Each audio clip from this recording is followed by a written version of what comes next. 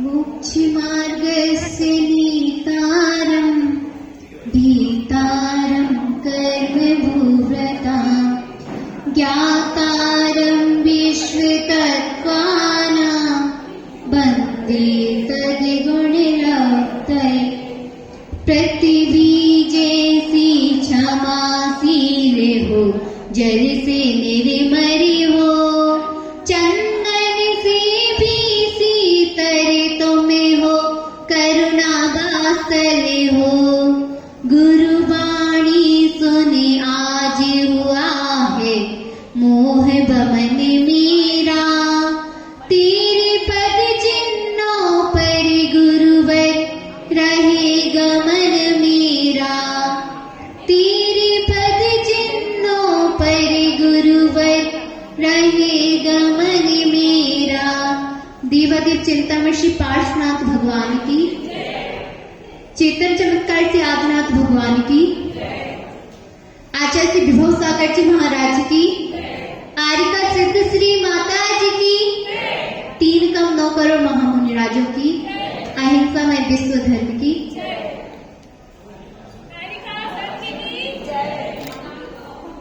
अभी जैसे आप लोग सभी कह रहे थे कि बार बार दिन ये आए, हम आचार्य परमेश जी और भगवान से हमेशा यही प्रार्थना करते हैं कि बार बार ये दिन हमारा ना आए, क्योंकि हर जितने भी अभी सब 48 भव होते हैं मनुष्यों के, होते हैं क्या नहीं, जितने भी हम आए और हर बार हमने जन्मदिन ही मना रहे हैं।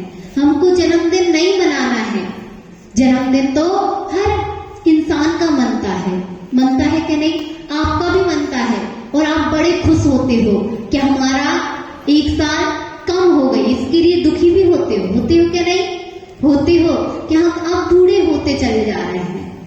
मगर हर श्वास में आपको यह करना चाहिए कि हमारा ज्ञान में वृद्धि हो, ना कि हमारी वृद्धि कायम हो कि हमारी उम्र बढ़ रही है। उम्र में वृद्धि के लिए दुखी मत होना, ये सोचना कि हम जितने बड़े होते जा रहे हैं हमारी ज्ञान में वृद्धि होती जा रही है। हो रही है क्या नहीं? आप आज किसका जन्मदिन मनाने आए हो? हमारा कि हमारे संयम का? संयम का मनाने के लिए इकट्ठे हुए हो ना। 1 साल पहले भी हम ही थे, 1 साल पहले भी हम ही थे, तो क्या हमारा जन्मदिन सब मनाते थे क्या? नहीं मनाते थे। क्यों? तब हमारे पास संयम नहीं था। संयम का महत्व है ना कि जन्म का। संयम तो हमारा जन्म कब से स्टार्ट हुआ है? हमारा जन्म कब हुआ है? हमारा जन्म 25 अक्टूबर को हुआ था। कब?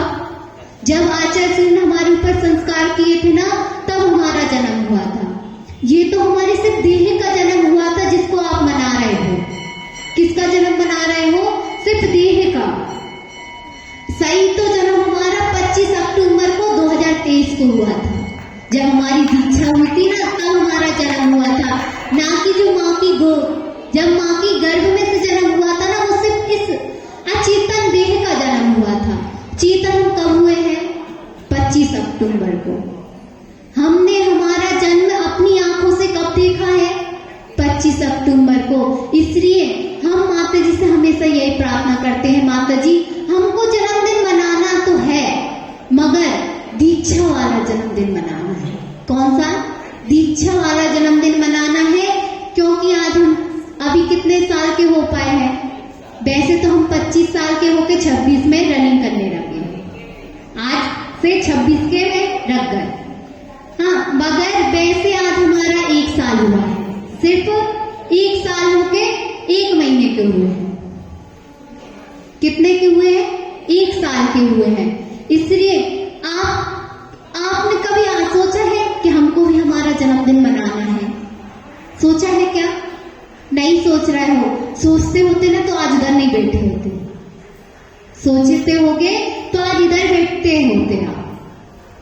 कहते हैं संयम को पाने के लिए, जैसे सौधर्मेंद्र को प्राप्त करने के लिए पुण्य की जरूरत होती है ना, चक्रवर्ती जैसा पुण्य चाहिए ना, तो संयम धारण करना है ना, तो चक्रवर्ती जैसा पुण्य होगा तो आप संयम धारण कर पाओगे।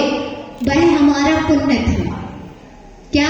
जैसा चक्रवर्ती का पुण्य था वैसा हमारा पुण्य था जब हमको गुरुदेव ने हमको दीक्षा दी है। कहते हैं आप गर्भ में आए हो, गर्भ तब सार्थक होगा जब आपका जन्म होगा, और आपका जन्म हो गया तो जन्म की सार्थकता कब है? जब आपकी दीक्षा होगी। और दीक्षा की सार्थकता कब है? तब दीक्षा हो गई आपकी।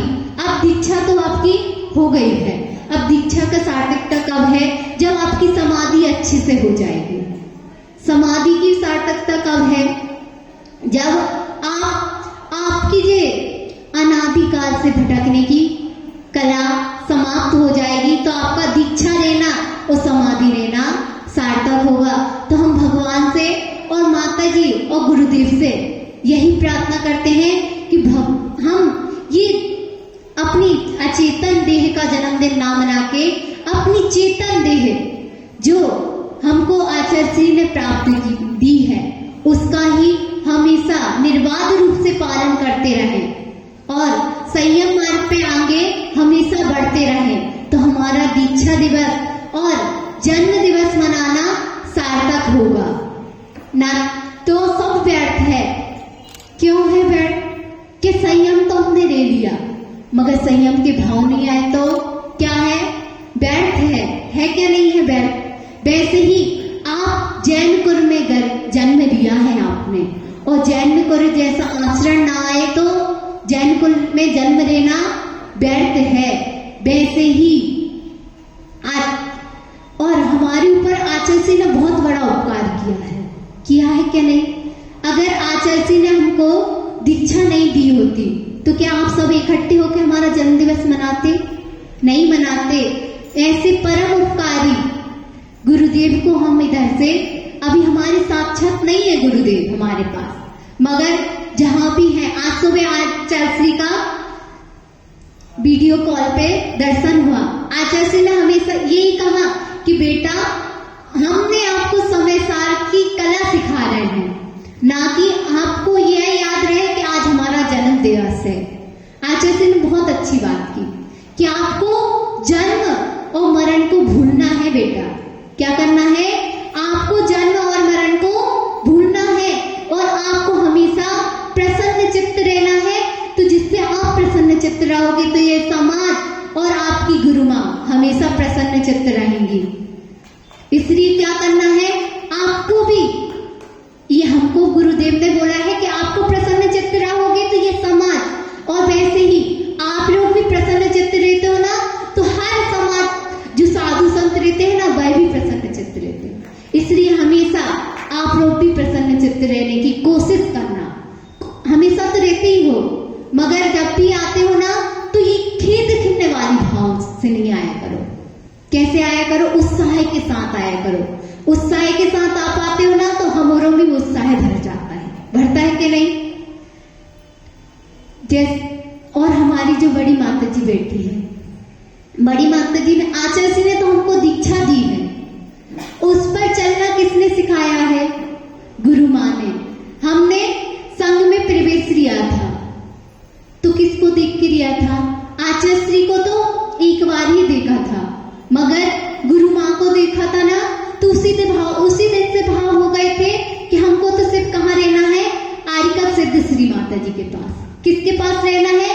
क्योंकि वह इतनी बादशाही की धनी है कि उनके पास इतना बादशाह है कि आप एक बार आओगे ना उनके पास तो कभी जाने का मन नहीं करेगा। ऐसी वह माँ है जिनकी हमको अभी 2000 जैसी माता जी की दीक्षा हुई, हम दोनों माता जी की एक साथ दीक्षा हुई तो माता जी को थोड़ी सी तकलीफ हो गई। जैसे ही कहते हैं ना कि दीक्षा होती है तो अंतराय कर्म प्रबल हो जाते हैं, तो माता जी का अंतराय आना स्टार्ट हो गया। तो माता जी को उल्टी हो जाती, कभी लूज मोशन होते, तो माता जी इतनी कमजोर हो गई थी कि माता जी को रात में भी कुछ ऐसी वेदना भी हो गई कि रात में भी माता जी पूरी रात माता जी को भैयावृत्ति करनी पड़ती थी। तो बड़ी माता जी हमेशा ये बोलती थी, बेटा आप समता रखो। क्या रखना है? समता रखो, क्योंकि आपने जो दीक्षा ली है ना वह किसके लिए ली है? अच्छी समाधि हो, इसलिए भरी है, ऐसी माँ जो हमेशा छोटे से छोटे, जो हमारे संग में 15 साल की दीदी है, आप अक्षु दीदी, अगर उसको भी तकलीफ हो जाती है ना तो माता जी रात में भी उठ के उसकी भैयावृत्ति करती हैं। ऐसी वात्सल्य की धनी हमारी पूज्य माँ है। तो क्या ऐसी वात्सल्य की माँ जो हमारे लिए हमेशा चिंता में रहती है, अगर हम 5 मिनट भी ना देखें ना उनको, अगर कल हम दूसरे कमरे में जाके थोड़ा सा लेट गए तो माता जी ने पता 2 बार दीदी को पहुंचाया कि देख क्या माता जी कैसी हैं। माता जी को अगर हम 5 मिनट भी नहीं दिखते ना तो माता जी को टेंशन हो जाती है। ऐसी वात्सल्य की माँ तो हम उनसे हमेशा यही प्रार्थना करते हैं, माता जी जैसा आज आपका स्नेह हमारे ऊपर है, जैसा वात्सल्य आज हमारे ऊपर है, ऐसा ही वात्सल्य हमेशा बना रहे तो हमारा हमेशा कल्याण होता रहेगा। आपका अगर हमारे ऊपर वात्सल्य नहीं रहेगा तो थोड़ा सा चिड़चिड़ापन तो हमको हो जाएगा, होगा कि नहीं? जो वात्सल्य आज हमारे लिए है आपका, ऐसा ही वात्सल्य हमेशा बने रहे और आप हमको वैराग्य के मार्ग पर निर्बाध रूप से ऐसे ही आगे बढ़ाती रहे। पूज्य माँ गुरु माँ सिद्ध श्री माता जी के चरणों में बारंबार वंदना